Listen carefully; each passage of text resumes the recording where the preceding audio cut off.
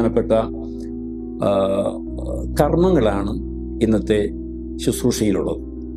ഒന്നാമത്തേത് നമുക്കറിയാവുന്നതുപോലെ കുരുത്തോല വെഞ്ചരിക്കും. രണ്ടാമത്തേത് ആ കുരുത്തോലയും വഹിച്ചുകൊണ്ടുള്ള പ്രദക്ഷിണവും ദേവാലയത്തിലേക്കുള്ള പ്രവേശനവും.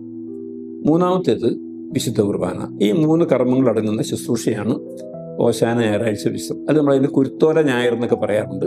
ആ ദിവസം നമ്മുടെ പള്ളികളിൽ നടത്തപ്പെടുന്നത്. അന്നത്തെ കർമ്മത്തിൽ ഏറ്റവും പ്രധാനപ്പെട്ട ഒരു ഭാഗം എന്ന് പറയുന്നത് അന്നത്തെ സുവിശേഷ വായനയാണ്. മത്തായിയുടെ സുവിശേഷം 21-ാമത്തെ അധ്യായം 1 തൊട്ട് 17 വരെയുള്ള വാക്യങ്ങളാണ് അന്ന് സുവിശേഷമായിട്ട് വായിക്കുക. അത് 4 കാര്യങ്ങളാണ് ആ സുവിശേഷ വായനയിൽ നമ്മുടെ ശ്രദ്ധയിൽപ്പെടേണ്ടത്. ഒന്ന്, കുരുത്തോലയുമായിട്ട്, അല്ലെങ്കിൽ അന്ന് അവരെ സംബന്ധിച്ചിടത്തോളം ഒലിവ് ശിഖരങ്ങളുമായിട്ട് ദേവാലയത്തിലേക്ക് പ്രവേശിക്കുന്ന ആ പ്രദക്ഷിണം. രണ്ടാമത്തേത്, ദേവാലയത്തിൽ പ്രവേശിച്ചതിന് ശേഷം യേശു അവിടെ ക്രയവിക്രയം നടത്തിയെന്നവരെ പുറത്താക്കുന്നത്. മൂന്നാമത്തേത്, അതിനുശേഷം യേശുവിനെ സമീപിച്ച അന്ധരെയും മുടന്തരെയും യേശു സുഖപ്പെടുത്തുന്നത്.